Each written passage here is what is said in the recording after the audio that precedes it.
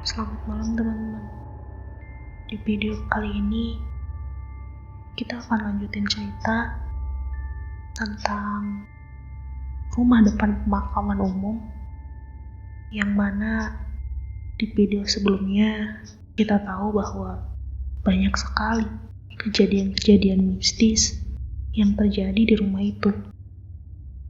Buat kalian yang belum nonton video part satunya, kalian bisa nonton part satunya di video rekomendasi yang ada di pojok kanan kalian ya.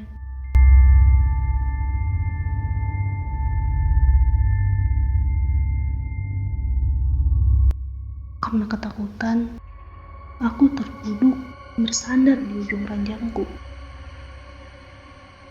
Aku hanya bisa menutupi badanku dengan selimut karena tidak berani menatap sekeliling ruangan. Perlahan, aku beranikan diri untuk melihat kondisi sekitar dari dalam selimut. Dan aku melihat ada seorang yang memakai jubah yang hendak mendekatiku. Jantungku berdetak sangat kencang.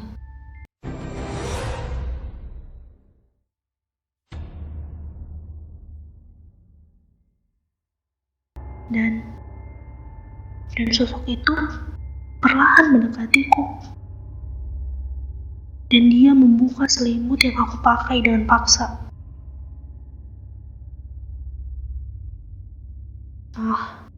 Syukurlah, ternyata itu adalah ibuku yang masih mengenakan mukena.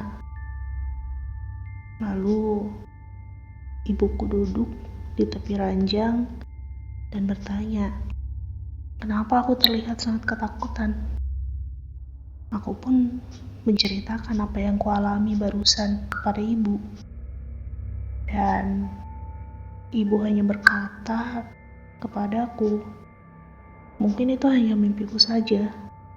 Dan ibu pun menyuruhku untuk kembali tidur. Dan ibu juga bilang dia akan menjagaku di sana. Mendengar kata-kata ibu, aku pun menjadi tenang. Dan aku pun kembali berbaring di tempat tidur. Sedangkan ibu, dia kembali melanjutkan ibadahnya. Aku berusaha memejamkan mataku, tapi tidak bisa. Akhirnya, aku bangun dan terduduk di kasurku, sambil aku memainkan mainan mobil-mobilanku saat itu. Saat aku sedang bermain, tiba-tiba 5 jari manusia keluar dari sela-sela pintu lemari. Tapi pintu lemari itu masih sangat tertutup rapat. Lalu bagaimana jari itu bisa keluar dari sela-sela pintu? Jari telunjuk itu menunjuk ke arahku dan sontak aku berteriak memanggil ibu. Ibu langsung memelukku dan aku lihat jari-jari itu pun udah gak ada. Syukurlah. Ibu menemaniku sampai aku pun tertidur. Saat tengah malam, lagi-lagi aku terbangun. Sontak, aku melihat ke arah sumber suara. Dengan perasaan takut, aku langsung membangunkan ibu. Tapi ibu tidak juga bangun. Sampai aku lihat sesosok pocong keluar dari balik tirai jendela rumahku. Dan tiba-tiba selai kain kapan yang entah dari mana asalnya tiba-tiba menutupi seluruh badanku. Aku menjerit sejadi-jadinya hingga akhirnya ibu berteriak memanggilku dan Aku pun terbangun. Syukurlah, kejadian tadi hanyalah mimpi burukku saja. Ibu bertanya tentang mimpiku yang membuatku sampai teriak-teriak begitu. Aku pun bercerita kepada ibu tentang mimpiku tadi. Ibu mencoba menenangkanku dan menyuruhku untuk kembali tidur. Sedangkan ibu, seperti biasa, dia akan melaksanakan sholat malam. Ibu bilang dia akan meminta perlindungan kepada Allah. Karena Allah adalah sebaik-baiknya pelindung bagi hambanya. Setelah itu, aku pun tertidur hingga waktu sholat subuh pun tiba. Ibu membangunkanku, dan aku pun melaksanakan sholat subuh. Pagi harinya,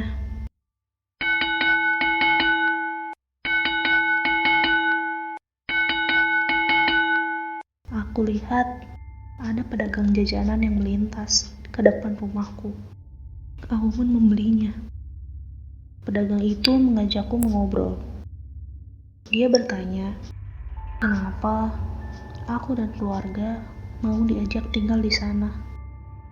Ya, karena usiaku yang masih sangat kecil dan tidak terlalu paham juga dengan alasan orang tuaku kenapa harus tinggal di situ. Aku hanya menjawab, aku ikut orang tuaku. Pedagang itu bertanya lagi, apakah kami tidak pernah mendapatkan gangguan? Aku tidak banyak menjawab pertanyaan dari pedagang itu, karena aku ingin cepat-cepat bermain. Sebelum aku meninggalkan pedagang itu berpesan supaya aku jangan pernah meninggalkan sholat dan terus meminta perlindungan kepada Allah. Dan lagi, pedagang itu juga berpesan kalau bisa kami mengajak orang lain untuk tinggal bersama kami.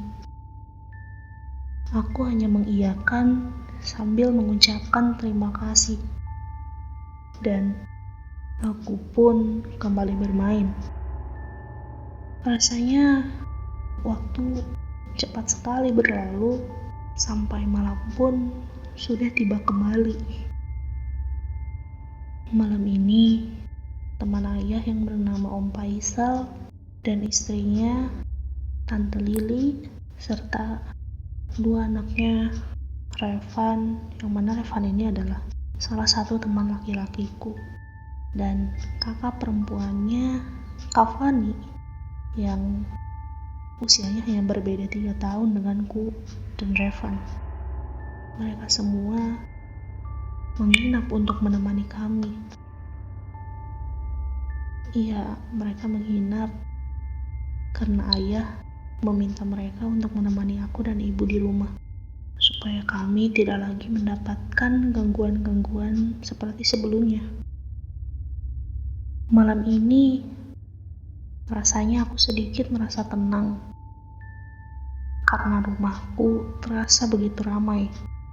Kami menggelar kasur lantai di ruang tamu untuk kami tidur, karena saat itu Tante Lili ingin kami tidur di satu kamar, tapi karena Om Faisal tidak enak kepada ibu, karena harus satu kamar dengan ibu, maka kami pun memutuskan untuk tidur di ruang TV dengan menggelar kasur lantai.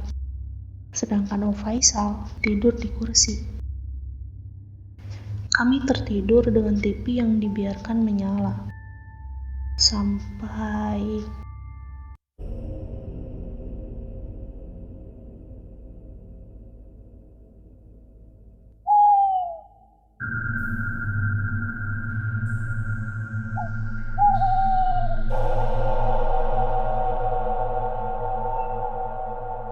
aku terbangun dan aku sudah ada di tengah-tengah tempat pemakaman umum yang ada di depan rumahku.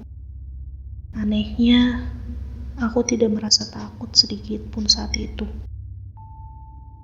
Aku berjalan di tengah ribuan kuburan saat itu.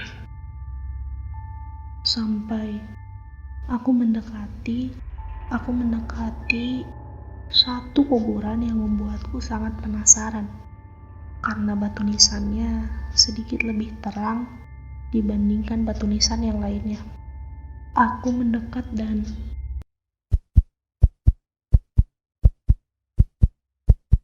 tiba-tiba aku mendengar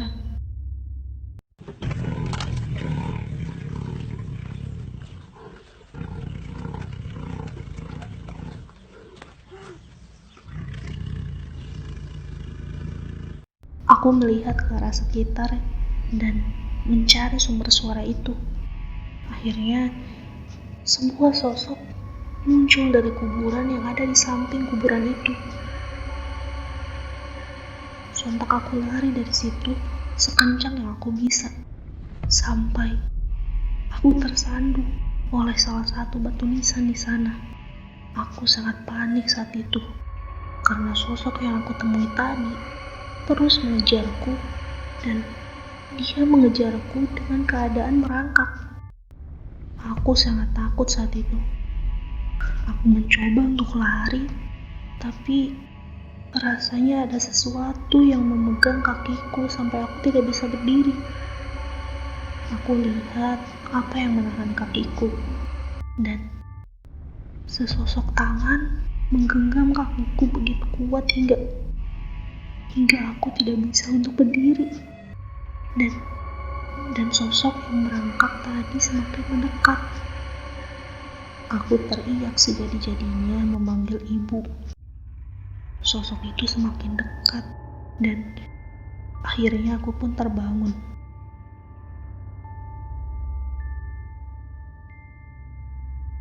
Aku lihat semua orang sedang mengelilingiku dengan wajah yang sangat panik. Mereka memberiku minum dan berusaha menenangkanku. Kali ini mereka semua saling terdiam dan tidak mengatakan apa-apa, dan hanya menyuruhku kembali tidur. Sedangkan ibu, Om Faisal, dan Tante Lili, mereka melaksanakan sholat malam bersama. Lalu mereka melanjutkannya dengan membaca Al-Quran bersama-sama. Lantunan Al-Quran ini membuat aku tenang, dan pelan-pelan mataku mulai terasa berat. Dan akhirnya aku pun tertidur hingga subuh. Kami semua melaksanakan sholat subuh bersama. Setelah selesai, aku, Kak Fani, dan Revan kembali tidur di kamarku. Dan cerita akan dilanjut ke part selanjutnya.